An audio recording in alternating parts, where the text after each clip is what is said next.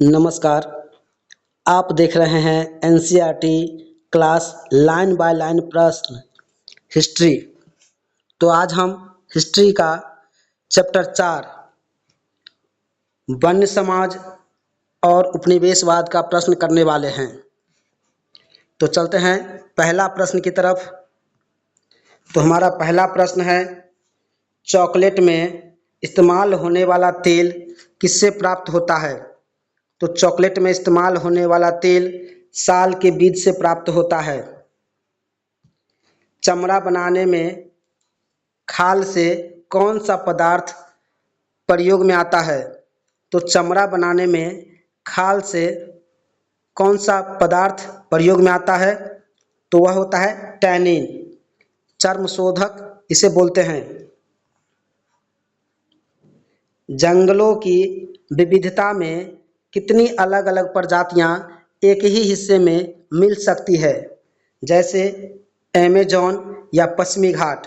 तो इसमें 250 अलग अलग प्रजातियां मिल सकती है। 1700 से 1995 के बीच औद्योगिक इस्तेमाल, खेतीबाड़ी और ईंधन के लिए कितने क्षेत्रफल में जंगल साफ किए गए? तो 1700 से 1995 के बीच औद्योगिक इस्तेमाल के लिए और खेतीबाड़ी के लिए और ईंधन के लिए 139 लाख वर्ग किलोमीटर क्षेत्रफल के जंगल को साफ किया गया। 1700 से 1995 के बीच साफ किए गए जंगलों का दुनिया के कुल क्षेत्रफल में प्रतिशत कितना था? तो 9.3% था।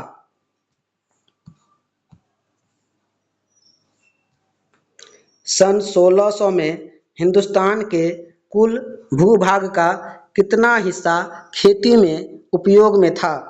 1/3। औपनिवेशिक काल में जंगलों की कटाई क्यों तेजी से हुई? क्योंकि खेती के विस्तार और राजस्व को बढ़ावा देने के लिए। 1800 से 1920 के बीच खेती योग्य जमीन के क्षेत्रफल में कितनी बढ़त हुई? तो 67 लाख हेक्टेयर की बढ़त हुई। अमेरिकी लेखक रिचर्ड हार्डिंग ने 1896 में हंडुरास के बारे में क्या कहा? तो अमेरिकी लेखक रिचर्ड हार्डिंग ने 1896 में हंडुरास के बारे में क्या कहा? तो रिचर्ड हार्डिंग ने कहा कि यह भूमि गैर विकसित थी और इसे महान शक्ति के हाथों में देना चाहिए। बनाना रिपब्लिक किसका नाम है? तो मध्य अमेरिका में यूनाइटेड फ्रूट कंपनी के प्रभाव वाले देश का नाम है बनाना रिपब्लिक। सिंह भूमि के जंगल में साल के पेड़ों का उपयोग किसके लिए किया जाता था?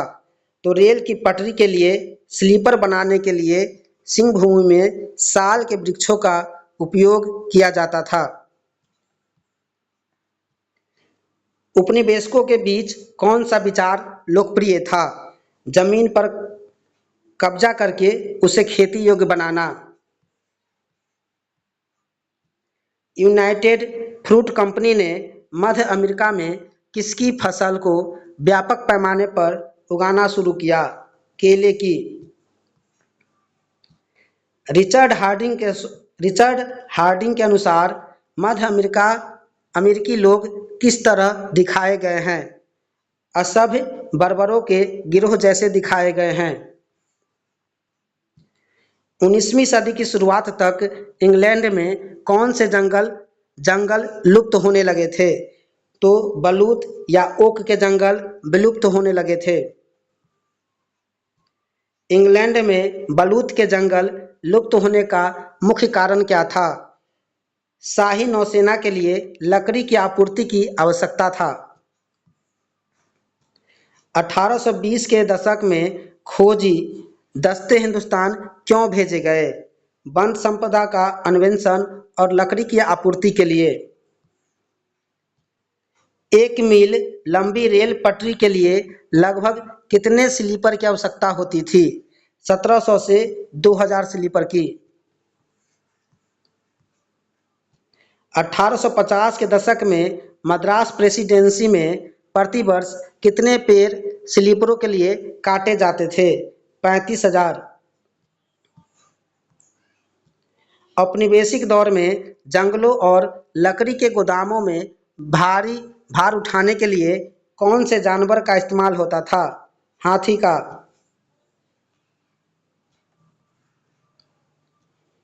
1946 तक 1946 तक भारत में रेल लाइन की कुल लंबाई कितनी थी?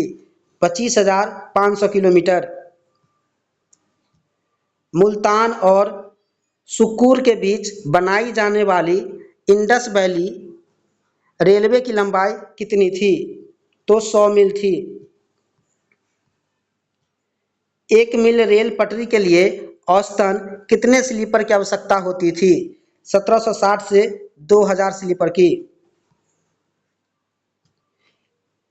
6 लाख स्लीपर कितने क्यूबिक फीट लकड़ी के बराबर है?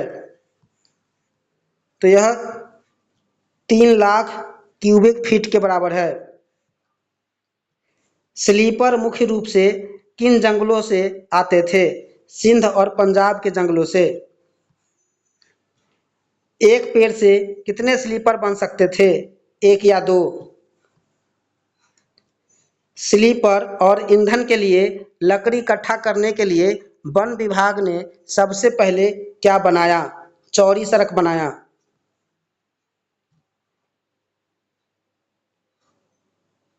नॉर्दर्न स्टेट रेलवे लाहौर से मुल्तान तक बनाई गई लाइन के लिए कुल कितने स्लीपर की आवश्यकता थी? 15 लाख।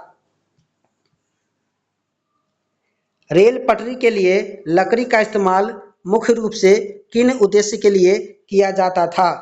ईंधन और स्लीपर के लिए। यूरोप में चाय यूरोप में चाय, कॉफ़ी, रबर की बढ़ती मांग को पूरा करने के लिए क्या बनाया गया? बागान। अंग्रेजों ने जंगल के संरक्षण के लिए किस जर्मन विशेषज्ञ को नियुक्त किया? डाइट्रिच ब्रेडिस को। ब्रेडिस ने जंगलों के संरक्षण के लिए क्या सुझाव दिया? लोगों को संरक्षण विज्ञान में प्रशिक्षित करना और कानूनी नियम बनाना।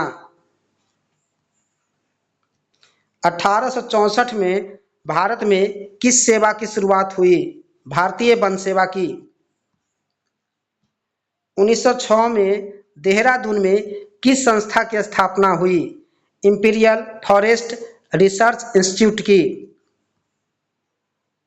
वैज्ञानिक वानिकी के तहत क्या किया जाता था? पुराने पेड़ काटकर उसकी जगह नए पेड़ लगाए जाते थे। 1865 के वन अधिनियम में जंगलों को कितनी श्रेणियों में बांटा गया? 3 श्रेणी में। सबसे अच्छे जंगलों को वन अधिनियम में किस श्रेणी में रखा गया? आरक्षित वन। ग्रामीण केवल किन वनों से घर बनाने या ईंधन के लिए लकड़ी ले सकते थे? सुरक्षित या ग्रामीण वनों से। भारतीय वन सेवा की स्थापना कब हुई? 1864 में। भारतीय वन अधिनियम कब लागू हुआ? 1865 में। इंपीरियल फॉरेस्ट रिसर्च इंस्टीट्यूट की स्थापना कहाँ और कब हुई? देहरादून 1906 में हुई। 1872 और 1927 के संशोधनों के बाद जंगलों को कितनी श्रेणियों में बांटा गया? 3 श्रेणियों में। महुआ के पेड़ से क्या क्या प्राप्त किया जा सकता था? फूल, बीज और तेल। वन विभाग ने किन पेड़ों को प्रोत्साहित किया और क्यों? सौगान का साल, सागौन और साल, जहाज़ों और रेलवे के लिए इमारती लकड़े। तेंदू के पत्तों की बिक्री किसके लिए महत्वपूर्ण थी?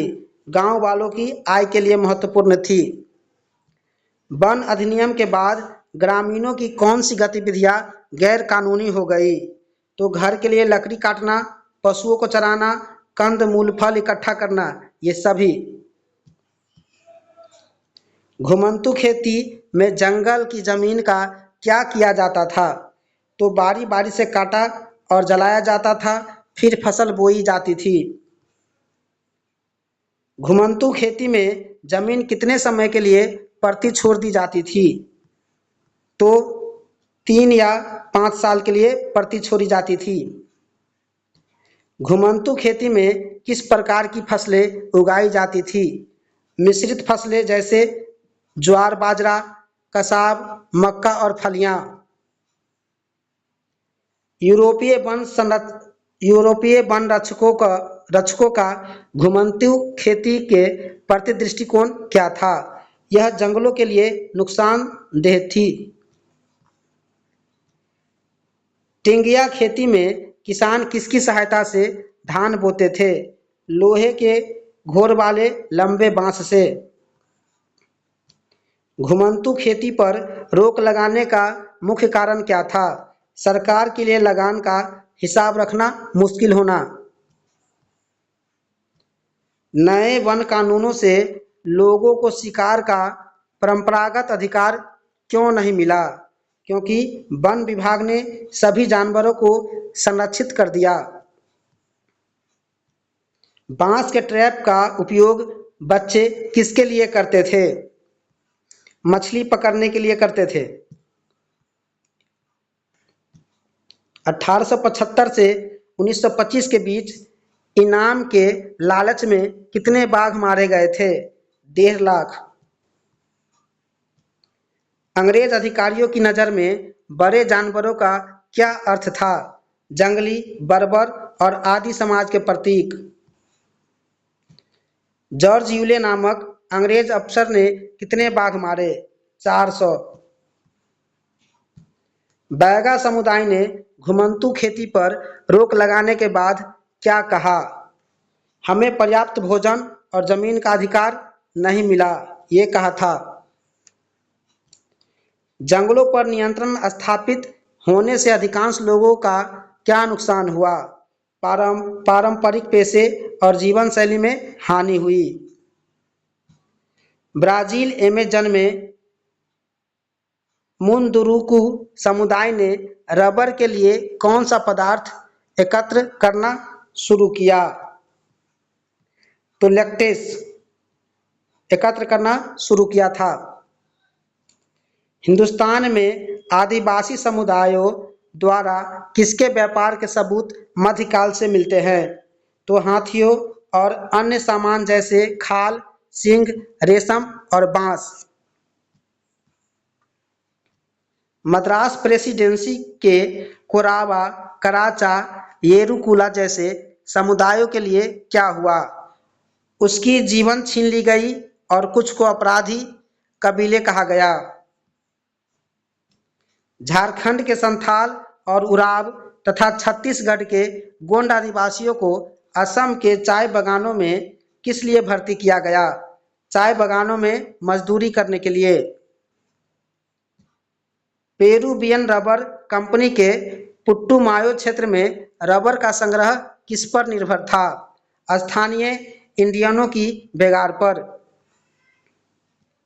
1900 से 1912 के बीच पुट्टुमायो में रबर उत्पादन के कारण स्थानीय इंडियन आबादी में क्या हुआ?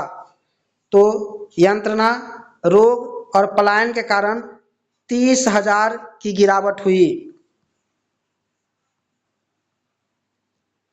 रबर कंपनी के मैनेजर ने उन इंडियनों के साथ क्या किया जो आदेश का पालन नहीं कर रहे थे? उन्हें मारा और उनकी लाशों को जलाया। संथाल परगना, छोटा नागपुर और आंध्र प्रदेश में किसके नेतृत्व में अंग्रेजों के खिलाफ आदिवासी आंदोलन हुए? बिरसा मुंडा, सिद्धू कान्हू और अल्लूरी सीताराम राजू।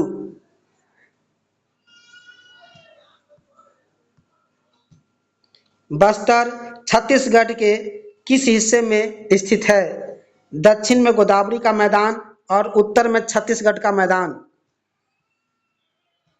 बस्तर में कौन कौन आदिवासी समुदाय रहते थे? मारिया, मुरिया गोंड, धुरबा, भतरा और हलवा रहते थे। यदि एक गांव के लोग दूसरे गांव के जंगल से लकड़ी लेना चाहते हैं तो क्या करते थे? देवसारी, दांड या मान के रूप में छोटा शुल्क अदा करते थे। बस्तर रियायत 1947 में किसमें मिला दी गई? तो मध्य प्रदेश का बस्तर जिला में मिला दी गई। बस्तर रियासत 1947 में किसमें मिला दी गई? तो मध्य प्रदेश का बस्तर जिला में मिला दिया गया। 2000 में बस्तर क्षेत्र को किस तरह विभाजित किया गया? कांकेर, बस्तर और दांतेवाड़ा जिले में।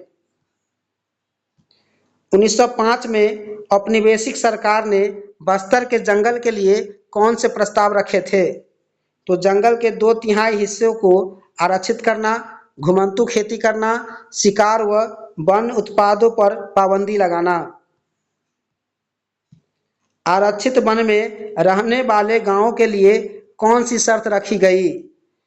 पेड़ों की कटाई और ढुलाई का काम मुफ्त करना और जंगलों को आग से बचाना।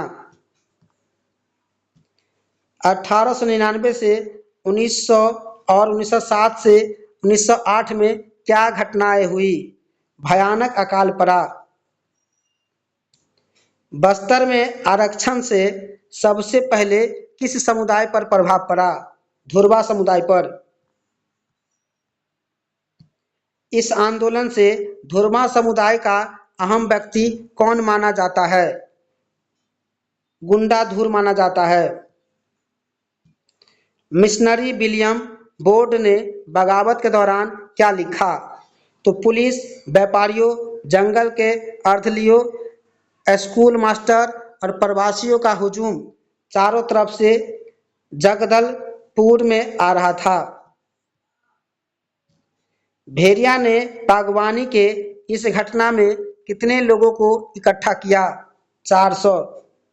भोरिया ने बागवानी के इस घटना में कितने लोगों को इकट्ठा किया? 400 लोगों को। भीर ने किस तरह की कुर्बानी दी?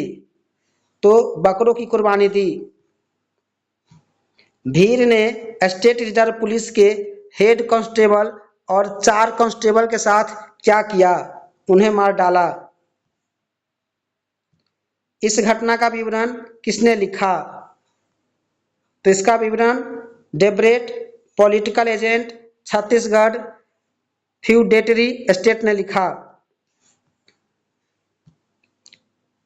पोदियामी टोकेली ने बुजुर्गों को क्या बताया?